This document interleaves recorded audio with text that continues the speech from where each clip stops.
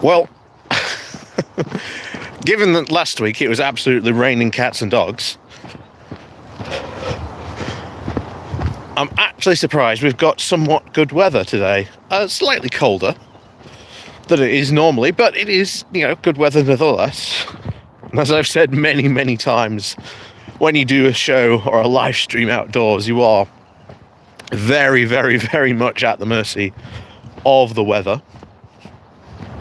So we have good weather, but I've got my wellies on today because I am expecting it to be very, very muddy once we get down to the field. So I'm not coming back with a clean pair of wellies, that's for sure. Oh.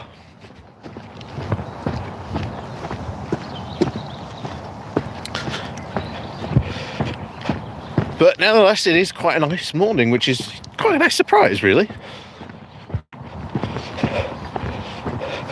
Especially now, of course, we're going into winter. Oop. Everyone's catching up. So good morning, Cathlo G. Who else? We've got Sarah Davis, good morning. Dave W, good morning. Like I say, good morning to everyone joining us. Like I say, come on in, sit on down. Click the like, click the share button. That will help spread the news of the stream. Helen, well, good morning to you as well.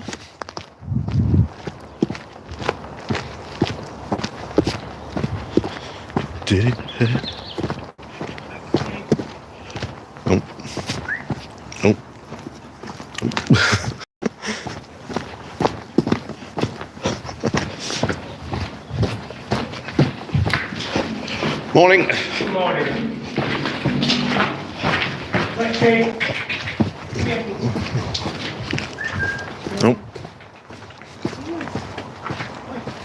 Oh, Craig, good morning as well. Ooh. Someone. Oh dear. Someone has managed to screw this gate over. It should be in there, but it's not. Oh well, never mind.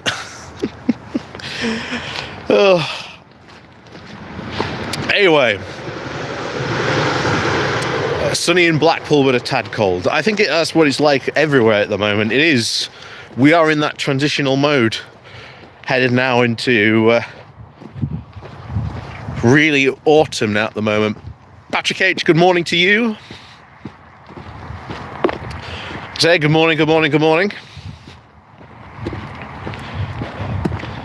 I think we're going to start off mentioning the stuff that's going on in the Middle East. Israel has pretty much bombed Lebanon very, very hard. In fact, they've actually openly said they were going after Hezbollah's leader. So, yeah, I think any hopes of trying to call for a ceasefire, and the fact that Israel has just, gone and done that, and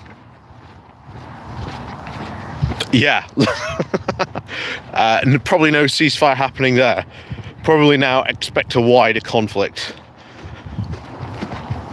In fact, I would not be too surprised if there is an invasion, especially with the fact that you've got all the other countries now basically saying if you've got if you are a UK national in there, get out, get out while you can. We've even got in Cyprus as well, RAF on standby, as well as I think 2 ships in the region as well to get people out. So if they're saying that, then I think at some point in the near future there is going to be some sort of invasion by Israel into Lebanon. And to those who don't know of Hezbollah, of course, created by a failed invasion of Israel back in the 80s, I think it was. So Israel does not have a very good track record when it does this, when it goes into Lebanon. In fact, their invasions tend to fail more than they've really succeeded. So how that turns out, probably not good omens for them, but yeah, wider conflicts in the Middle East. So thank you for that, Netanyahu. You know, everyone at the UN, I don't know if you've seen some of the UN stuff that was going on. Everyone was like, you know, please, you know, let's have peace. Let's not continue this. You know, let's, you know, de-escalate. No, Netanyahu just comes up and says, "We are winning." You're like, okay, winning what? Exactly.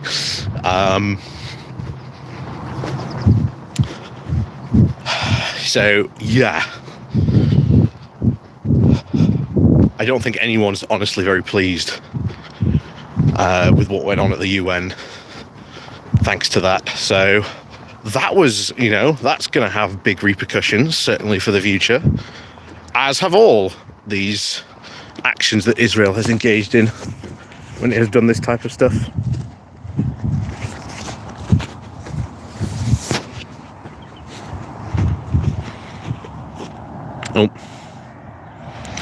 Oh, good morning, everyone, by the way. I've missed saying good morning to you. Good morning.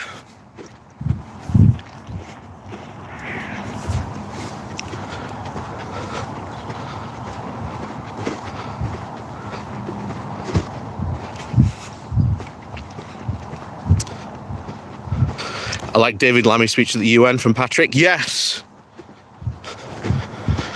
I not only thought Lammy's speech was good, but Kier's, I think, was good as well. You know, but at this point, as I've said multiple times, this is all really we can do is put pressure diplomatically on, you know, on Israel. Yeah, if we went for like a full arms embargo, that doesn't exactly, you know, stop Israel. Like I said, we've always said, you know, America, 60% supplying arms, you know, followed by, you know, a lot of other countries. So we are not, you know, Israel's main arms supplier. But it's where do you go now? How much do we want to go sort of further? And I think that it is, you know, it's a difficult diplomatic situation. I don't know what the answer is. You know, I think if people knew what the answer was, I think we'd have done it by now. And especially for the fact that, you know, America always gives Israel cover.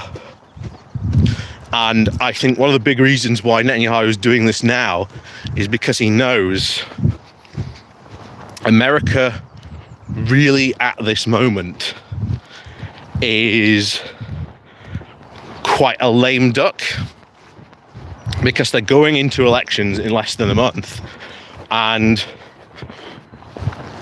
at this point, what can Biden really do?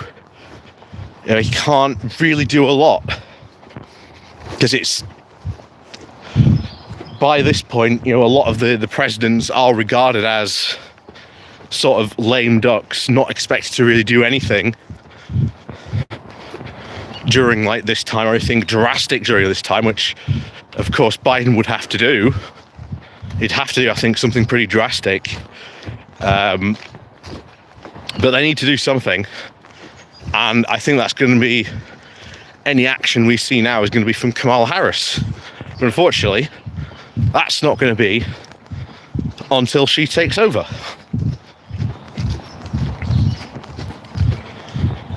So I think, you know, Netanyahu now is really taking advantage of this period to basically just do whatever he wants and, you know, get away from it, because he knows, you know, Biden's got his hands tied with the election. Harris isn't going to be coming in, you know, until a lot further down the line, so he knows at least he's got a couple of months where he's got this free hand, where he can go and interact, where he can pretty much do what he wants in that space. So that's why I think you've really been seeing them go after Lebanon.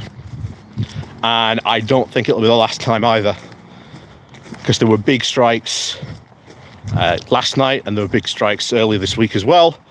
That will probably continue as well. What it will end up is, who knows?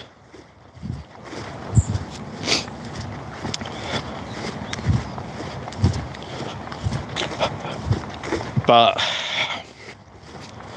unless you can force Netanyahu into a problem, and I think the only really good way to do that would be if America went, right, you've had all these opportunities, you've had all these peace ideas put forward, you've pretty much ignored them all. We are going to sort of withdraw militarily, so we're going to pull that aircraft carrier that's the moment there. Yeah, that's going to be withdrawn. That would send, I think, a very strong message to Netanyahu, and that would make him panic. Of course, Israel can still defend themselves with that, without sort of that American aid being there. But it's like that extra bit of protection almost, it being there, if you get what I'm saying.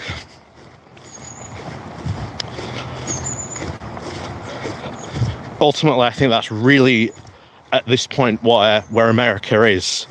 That it either has to do something or it just does nothing. And I really think they're past the point now of, doing nothing in a way on this. Maggie Pie, yeah, exactly. Military support for Israel needs to be withdrawn. Exactly, and the biggest person to do that is, again, that's America. So that'll be on Biden. But, as I was saying just earlier, because of the election, because of all this stuff going on, Biden traditionally is not seen as, strong enough to be able to do that. He's expected to sort of, sit down and just, do nothing essentially for like a couple of months.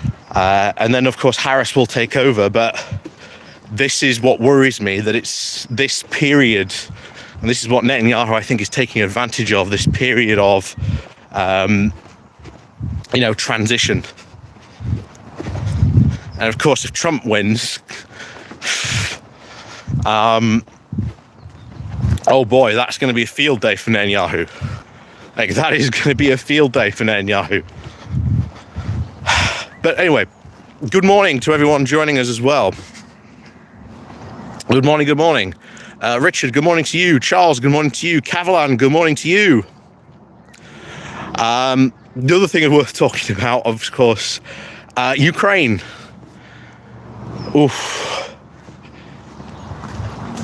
So, we talked about this last night on the Politics Social. And it's really worrying, to be honest. You've got a situation at the moment where the Republicans are trying to make this a political scandal by saying that because Zelensky went to visit a weapons factory and did it at like the same time as a Harris campaign stop, that he's now sort of non-partisan, that he's, quote, interfering in the election, and have asked him to replace the ambassador, which seems to me to be a bit of a power play by the Republicans, partly so because the current ambassador there has been there since really before the war, been there for over,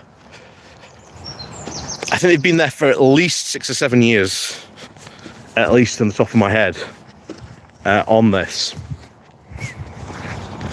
I think a big part of this is that if they somehow force Zelensky to dismiss that particular American ambassador, then what could happen is the Senate could then force, or Congress, I can't remember exactly which one it is, you'll have to forgive me, I'm not too familiar with the American system, But at that point, I think they are hoping they could force a choice of where they get someone who sort of backs them, which would be rather worrying, of course. So that seems to me to be the play that the Republicans are going for, trying to sort of use this as a scandal, and basically trying to force a Republican who is not, pro supporting Ukraine into there. And of course, that will, cause a lot of disruptions then between the relations between, of course, America and Ukraine. If you haven't got an ambassador that is like, pro-supporting Ukraine, that could cause a lot of problems diplomatically further down the line, even if you get a Harris win. But then again, Harris could just replace them. So there is that. But then that might be the point, just to get someone in, from them. But it is worth pointing out, Zelensky keeps on doing what the Republicans have asked for. We haven't obviously seen it, but he's put forward a victory plan, which, bear in mind, is something the Republicans have been asking for. Well, the Republicans will just ask for anything, really, and then not acknowledge that Zelensky has given it to them, because every time he comes over to visit, Mike Johnson, the Speaker of the House, just refuses to visit with him. So that's one situation currently going on. The other one is the fact that, once again, you have Trump doing pretty much a crazy speech, which pretty much did amount to Ukraine should surrender. Let's face it, I think Harris was right in calling that out.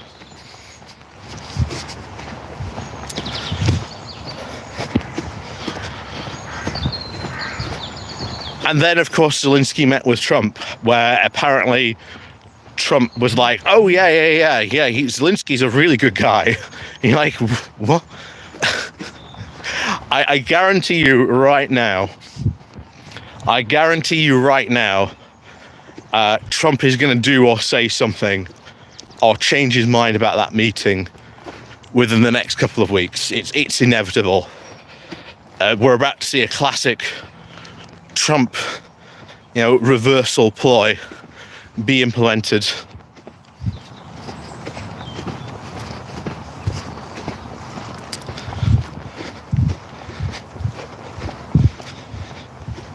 So that's at least a worrying spot. And of course, one of the points I was making out last night was, if you think Trump's bad on Ukraine, JD Vance is even worse. And because of, Trump's age, his health, you take everything of that into account, and you're like, there's a very good chance of Trump dying. There's a very, very good chance of Trump dying in office. Very good chance. And then that happens, JD Vance gets put in.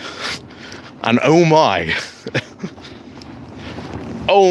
if Vance gets put in, there is someone who would throw Ukraine under the bus in a heartbeat. Like, not even, contemplate it or stop to think about it. He would just do it like that.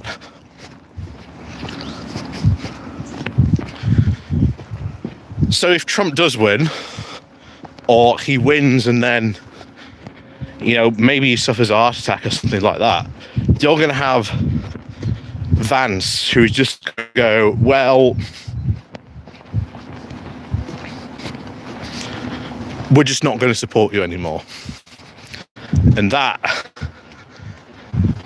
would be even worse than, that would be like the worst case scenario. And you think, Trump getting in is the worst case scenario. Oh no, it could get worse. It could get a lot worse. For example, if Trump dies and like Vance, suddenly becomes president, There's a lot of stuff like that, which could become very worrying indeed.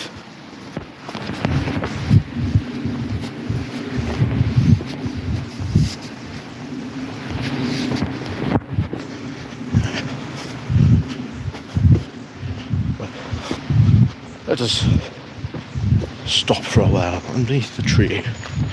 Need some comments. Okay, sorry, I haven't been reading the comments.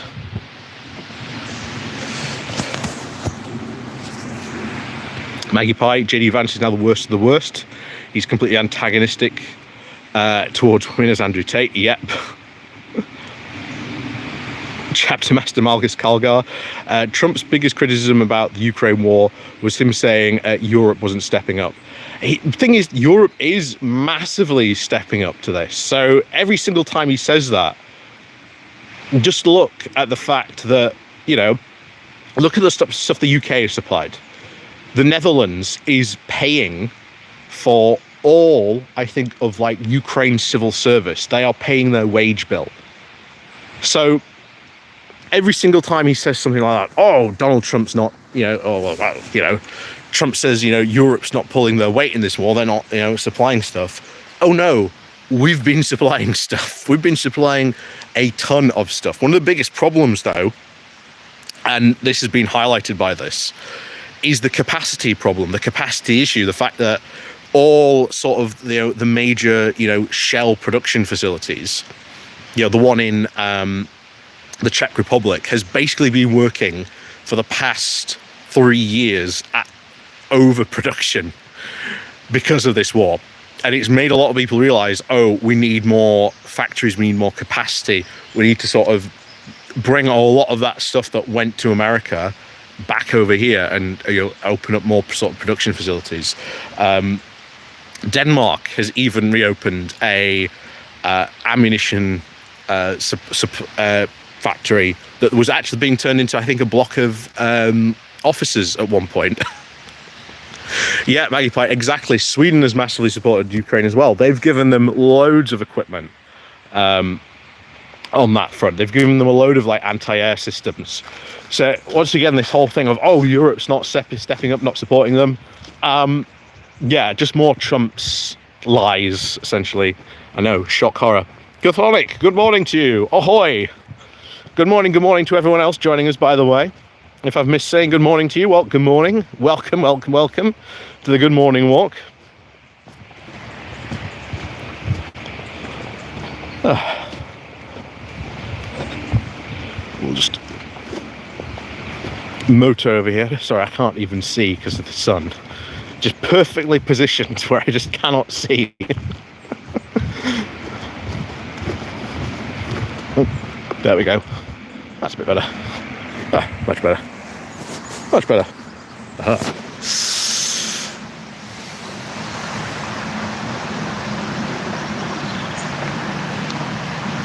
How are the ponies today? Unfortunately, we haven't seen them a lot.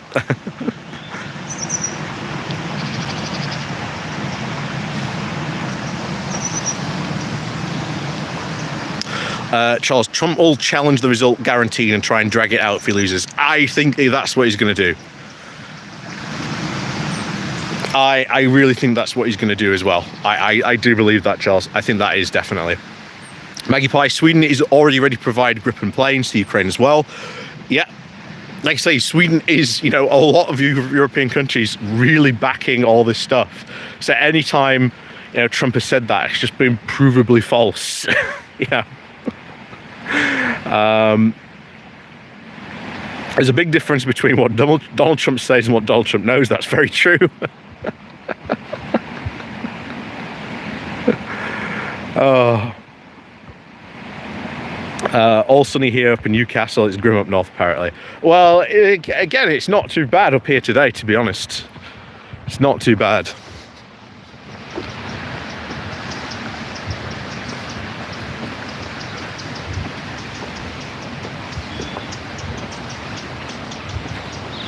Yeah, exactly.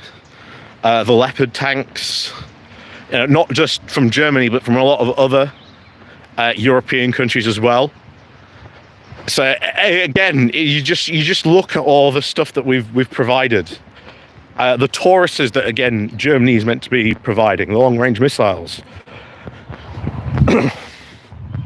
So, yeah, it's just not true when it comes to it.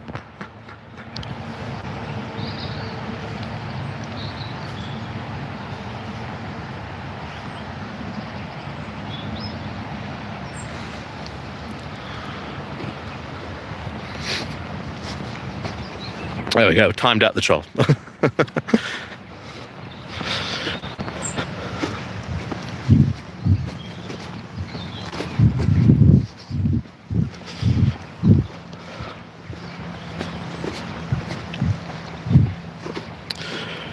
So it is going to be, I think, I do think that Kamala is going to win this, and I think it comes down to an issue of turnout.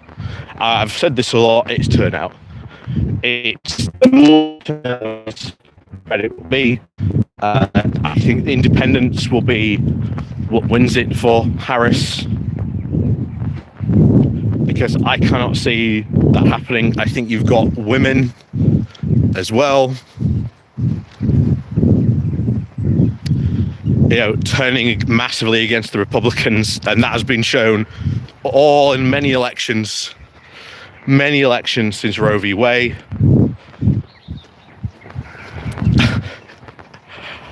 Yeah, it's been easily, I think, one of the biggest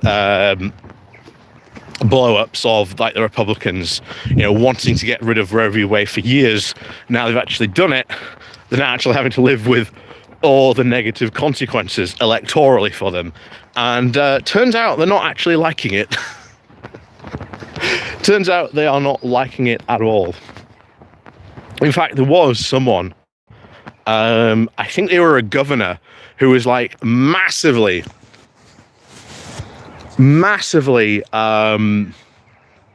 like anti-abortion, and then at this election she was completely like flipped and said, I'm not anti-abortion at all. I'm pro.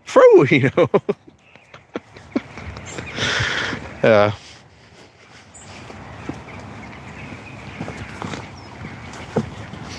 There we go.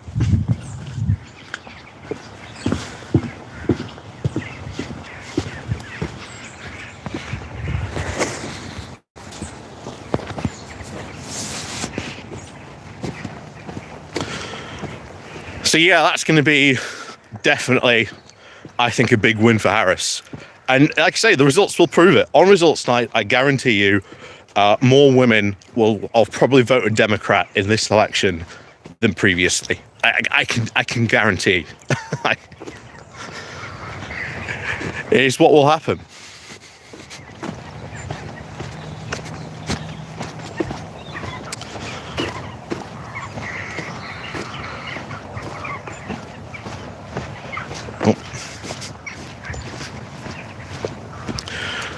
But in terms of what we've got happening at the moment, the Conservative conference has kicked off. Already, it's been a bit dramatic if you haven't heard. Hopefully I pronounced the name right. Saviva Wadi. And she was a cabinet minister. She's now a member of the House of Lords. Really brought in by David Cameron as part of his big attempt to sort of reform the image of the Conservative Party. Hold on. We got Pony.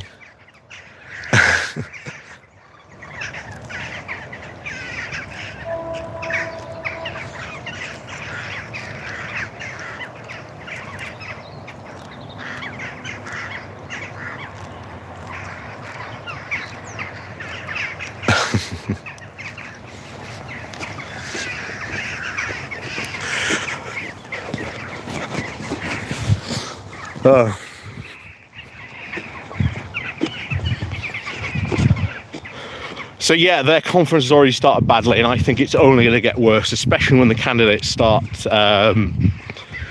speaking. Like their candidate speeches, honestly, it's either going to be one of two ways. I was really hoping, really genuinely hoping that this Tory leadership contest would become like really, really brutal. And to begin with, that's what it looked like it was going to happen. Like, that's what the genuine thought was, that this leadership contest was going to be like really, really, a muddy brawl, in the streets of Birmingham. However, so far it hasn't. They've kept it pretty quiet.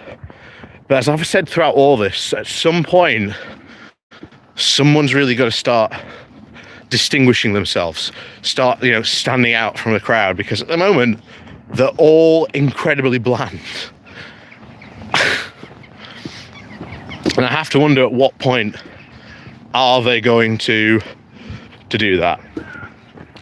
But no one's going to apologise, of course, as we've said. 14 years in power, pretty much, where the UK is today is fundamentally because of the Tories. Everyone is worse off since they got into power in 2010. The Tories really are done. They are done at least for the time being, as a political force. Policy-wise, they've got really nothing to offer. And you've seen that throughout the contest. Not a single leadership candidate has talked once about policy. Was their policy good? Was it bad? And yet, that was it. That's been it for the past couple of weeks. And yet we had Will Atkinson just this week, where we went over his video. Oh, are we going to do this contest? Like, please don't let us do this contest again. And I'm like, yeah, Will, you're going to end up doing this contest again. Absolutely. The Conservative Party civil war keeps on being either delayed or stopped, but eventually it's got to happen. It's got to happen. You cannot keep on stopping or delaying it. And eventually, just sort of in a way like World War One, where everything was set up to be a massive conflagration. It just, was just going to take an event to really light the match. And of course, if you look about the different events from the 1900s, there were a couple of crises that could have sparked World War One a lot earlier. It tended to be 1914 with the assassination of Ferdinand, and that was the thing that started it. And honestly, we keep on having these events in the Tory party, very, very similar. And yet they don't go the civil war path, even though it's every single time there is the civil war path. And it's honestly, what are they going to end up doing? What are they going to end up really sort of pursuing? And that is actually something else worth mentioning. There may be people watching today going down to London for the Rejoin March. So I have no doubt that Graham today, maybe Femi, maybe a couple of others will be live streaming during the march. Maybe even talking during the march. Who knows?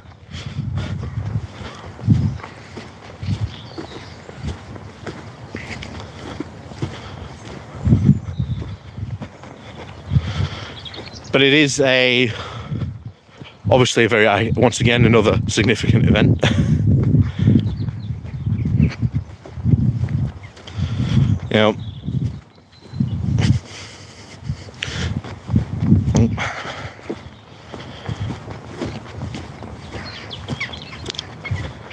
Kier Starmer, I believe, goes to Brussels either next week or the week after. So we'll see what happens in these talks that he's going to have with the EU. But as I said before, it's very good signs. I think it's very, very good signs, the fact that we're going to have, you know, a lot of these conversations. But we'll just see what happens when we actually have, you know, the conversations, because they've got to happen at some point.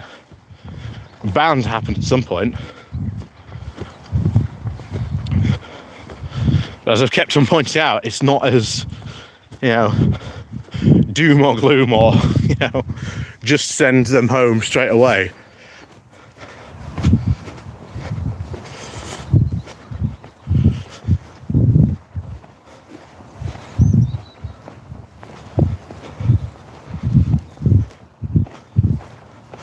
But, oh, hang on. Big horse.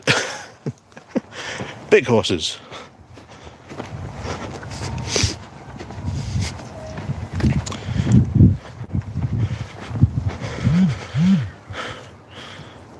Or big horse.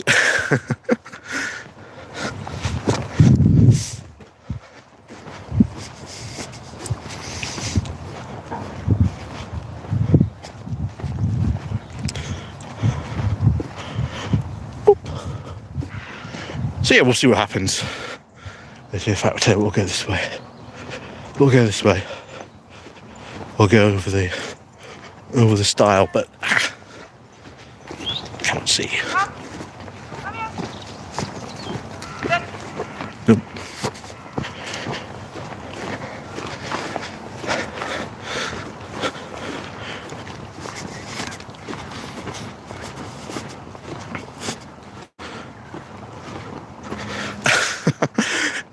So, yeah, I don't know about that, Chthonic. I don't know if...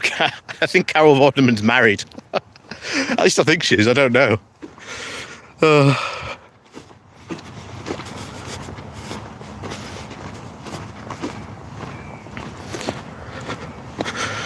What's going on with the pit? Well, yeah, this was talked about, obviously, at the Labour conference. That, to me, is obviously worrying, but we don't know exactly what they're going to do.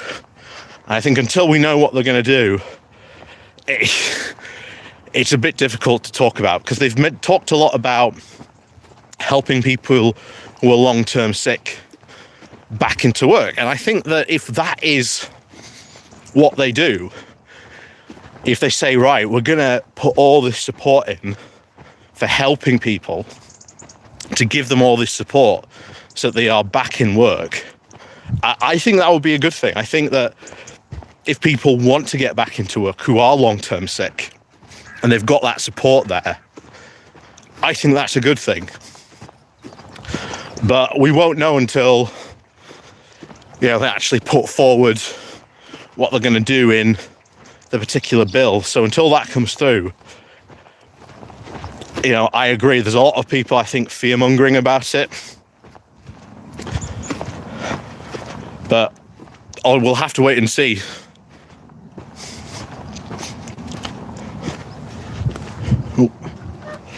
Oh, there we go. Ooh. There we go.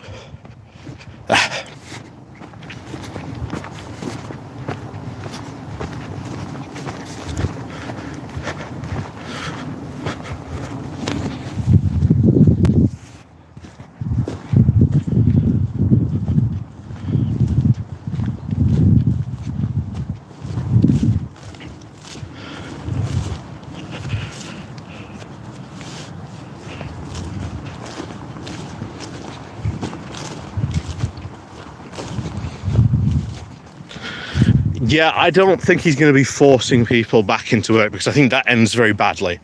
I think that ends very badly if he's, quote, forcing people back into work, but he really isn't. Especially people like long-term sick, because ultimately what will happen is what we saw with the Tories. We'll see a load of cases deployed against them and all this stuff that will generally, I think, make them rethink their policies. You've got to remember, this isn't the Tories we're talking about. This is a completely different party. And I think a lot of people have just glommed on and just gone doom and gloom, doom and gloom, doom and gloom, which they really need to get over, if I'm honest. Keir Starmer needs to start dropping some hope bombs, if I'm honest, at some point. I think he will. I said before, I think the renting reform bill is very good. I think we've got the workers' rights bill that's coming up as well, which is very good. So there's a lot of stuff, I think, coming down the pipe as well to look forward to. And I would say, look at what Labour say and then look at what they do in the actual policy, because it's policy that matters the most when it comes to these things. This is why, as I said, I am slightly worried for the PIP stuff as well, for what they mean by like a lot of this stuff, but we don't know exactly what that means until it's in the bill, until we actually have a parliamentary bill saying this is what we are going to do. It's a bit difficult to sort of say what that's going to be. But I do appreciate, a lot of people who are on these benefits are a bit worried. I just think Starmer should have been, I think, a lot more clearer about probably what he was going to do with that speech, and exactly laid out what he was going to do. But no, I do agree, and I do sympathise with a lot of people who are receiving those benefits, who are worried about that.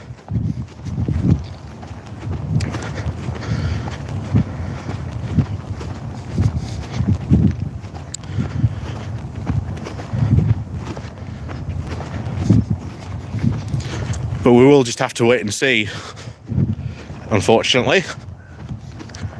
I know, the waiting game is an annoying game to play, especially for a lot of people, but that's the one we're going to have to wait for.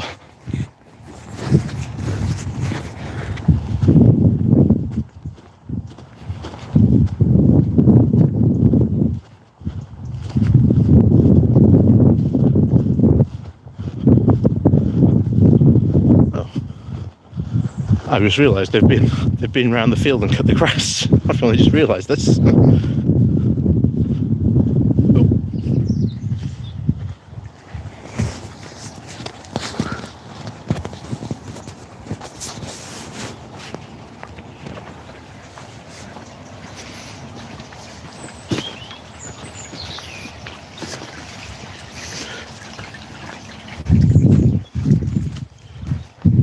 Oh, yep.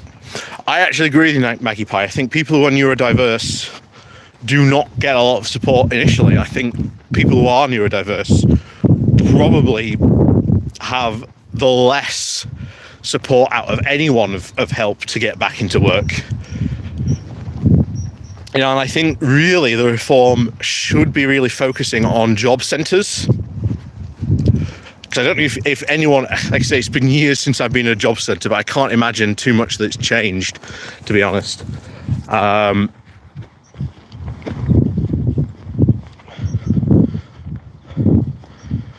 It was the most depressing experience I've ever had, and I think really looking at what we could do with job centres and make them places where people can go, can get a job, where people want to go, rather than somewhere they just have to go like every 2 weeks or so.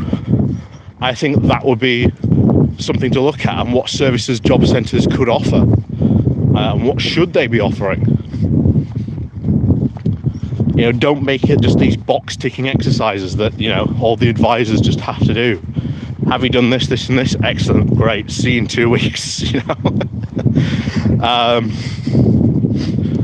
So no, I think job centres is, I think, something that should be looked at, and sort of what that really could do with looking at.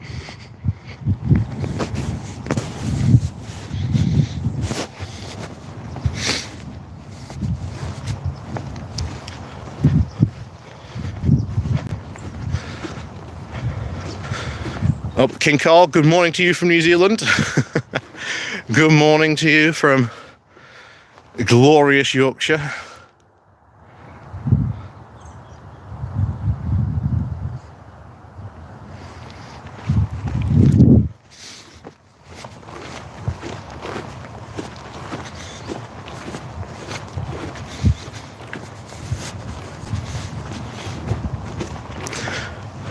Yeah, that might be a good idea actually, to separate them on that front. That's a good idea actually. That's a good idea, Patrick. But yeah, it is, something does need to be done about them. But it's what you would do and how you go about it. Oh, hang on. We have small pony. Smaller pony.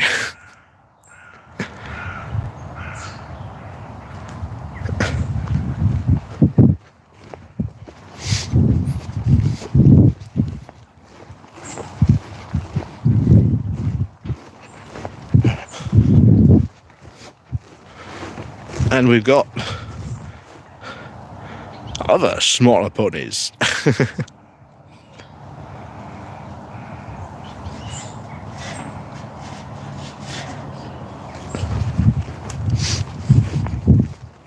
And we've got more small ponies.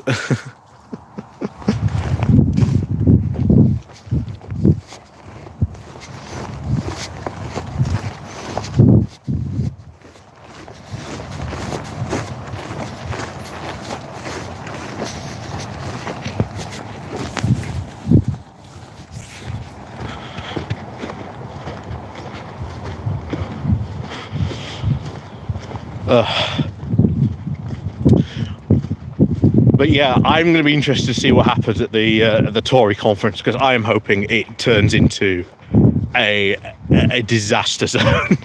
Because I think we were already just previously talking about it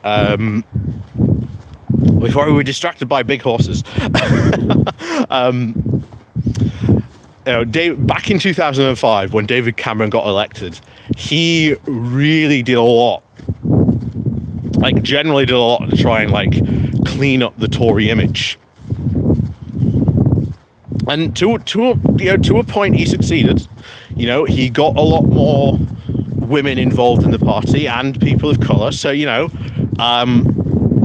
think that should be applauded in some way. I know applauding David Cameron, I know, shocking, but as I've always said, credit where credit's due.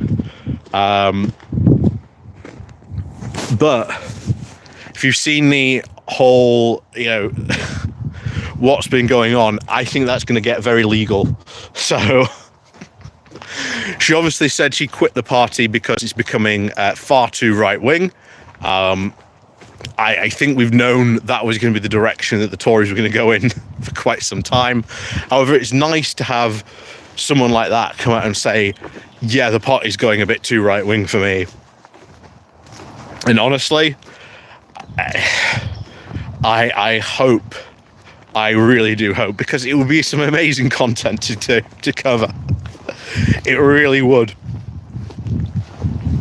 be some amazing content to cover. But if they can't, solve any problems now, then essentially in 6 months to a year, they're not going to succeed. Oh, Maggie Pie, thank you very much.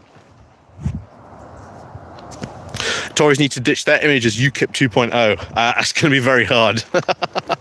That's going to be very, very hard for them to do. But thank you very much for your support there. But yeah, it's going to be very, very hard for them to do. I mean, they are, and I keep on talking about this because I keep on mentioning this. They are more worried about reform than they are the Liberal Democrats, who they lost more seats to. And you're like, why are you so worried about reform when, you lost more seats to the Lib Dems? I think you need to sort out your priorities there, guys.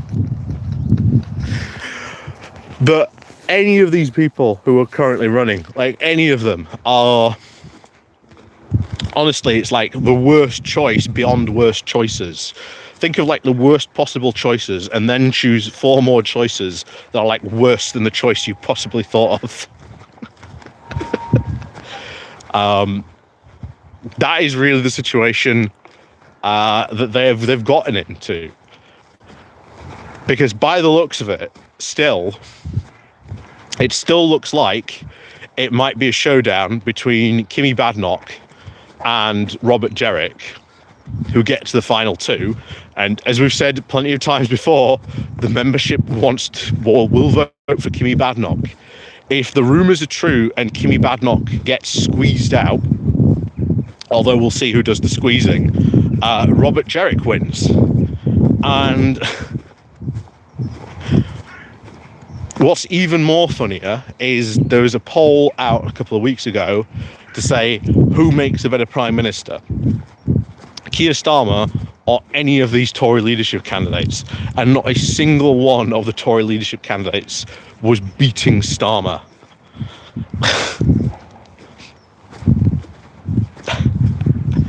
So yeah, they're going to be doing this all again, and it's really based on the fact every single one of these candidates has not turned around and done what I've said and been saying about this whenever we've talked about this.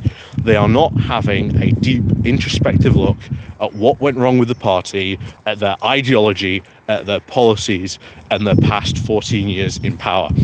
And until they can actually do that, until they do that, that's not likely going to happen. In fact, one of the funny things that's going to happen is, I don't know if people know about this, The Spectator has a new owner. And The Spectator is like the top shelf magazine for, conservatives. It has, or has had in the past, the most sensible only the most sensible stuff. It stayed away from like the more popular stuff, even throughout this time. But the guy who's just bought The Spectator is the guy who owns GB News. So expect The Spectator to start falling in and start spewing a lot of this popular stuff. Because that's where the Tory party is at the moment. It's just gone absolutely insane.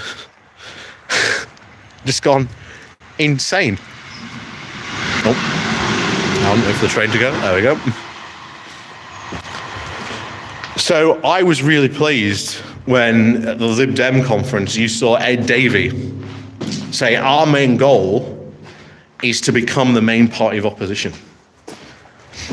And I think that from Ed Davey for the next 5 years at the Liberal Democrats,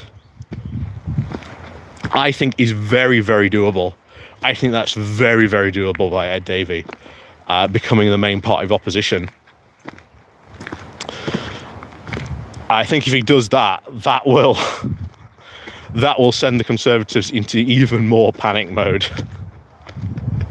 If the Lib Dems can take more of these Conservative heartlands, more of these Conservative seats, because, hey,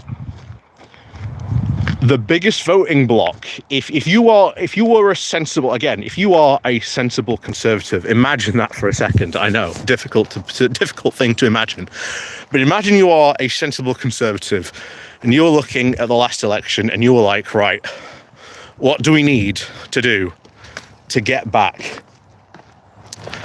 Your biggest voting bloc that you need to win back over isn't the Reform lot. It's the people who went Lib Dem from your party. That's who you are, you should be focusing on, because that's who you lost more seats to. That's who your biggest threat is. It's not Reform. And yet that's all they talk about.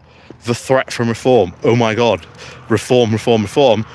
Mostly because I think it's the first time in a long while that they've really gotten hyped up and really worried about the right-wing vote being split. And of course, this is what UKIP did. It split that right-wing vote.